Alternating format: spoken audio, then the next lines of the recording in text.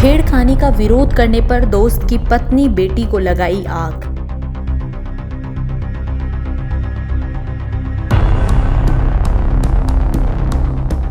Police ने दर्ज नहीं की थी शिकायत।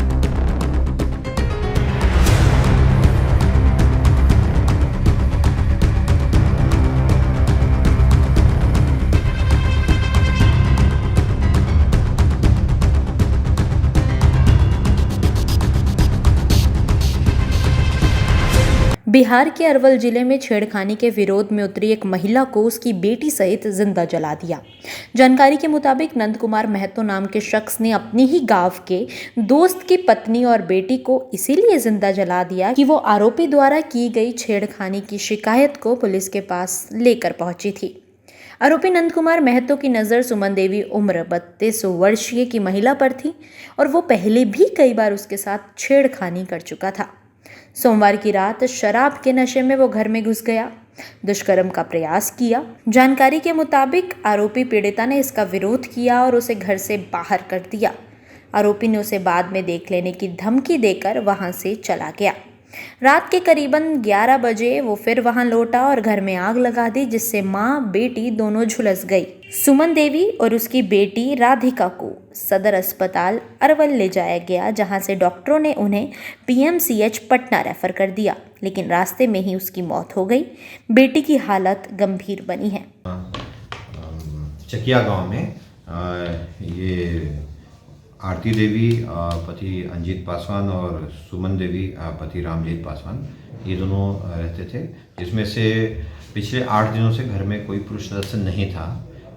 जो बड़ा भाई अंजित है वो ट्रक ड्राइवर होने के कारण अक्सर बाहर रहते हैं, कभी कभी आते हैं, और जो छोटा भाई था वो एक शराब बरामदगी केस में 8 लीटर शराब के साथ पकड़े होने के कारण 20 नवंबर को जेल चले गए थे, जिसके कारण घर में 2 ही औरतें थीं। तो पड़ोसी नंद कुमार पिता गोपी महतो पेशा मजदूरी, जो कि विवाहित है, उसके 3 बच्चे भी हैं, उम्र लगभग 32 साल।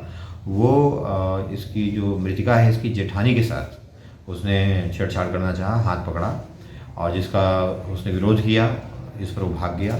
इस पर जो वादनी है आरती देवी, जेठानी, मृतिका की जेठानी, वो शिकायत लेकर के उसके घर गई। उसकी माँ मिली। उसकी माँ ने बोला कि उसने शायद कुछ खा पी लिया होगा, शराब वराब पी ली होगी, इसलिए ऐसा कर दिया है। और फिर इसी बात को लेकर के उसने हमारा झगड़ा हुआ और उसकी बहस उसकी बुआ कलावती से हुई। अभियुक्त नंद कुमार की बुआ कलावती से भी बहस हुई। तदुपरांत 6 बजे इसी कलावती के साथ फिर इसी बात पर बहस हुई और इस पर कलावती ने इसके साथ धक्का मुक्की भी की आरती देवी के साथ। और उसी रात को, दरमियानी रात को 11-12 बजे, जबकि ये लोग सो रहे थे, जो वादनी आरती देवी है और जो मृतिका सुमन देवी है, दोनों अगल बगल कमरे में सोते हैं।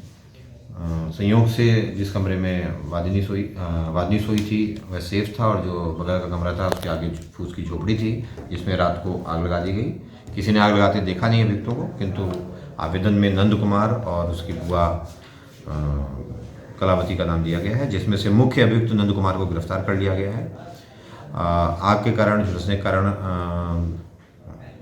सुमन देवी, जिसका इस झगड़े से कोई लेना देना नहीं था, मेन टारगेट जेठानी आरती देवी रही होगी, वह झुलस गई सुमन देवी और उसकी 5 साल की पुत्री। इसे तुरंत इलाज के लिए अरवल सदर अस्पताल लाया गया और रेफर किया गया पटना PMCH, जहां सुबह इलाज के क्रम में ज्ञात हुआ कि सुमन देवी की दुखद मृत्यु हो गई है और उसकी पुत्री इलाजरत है।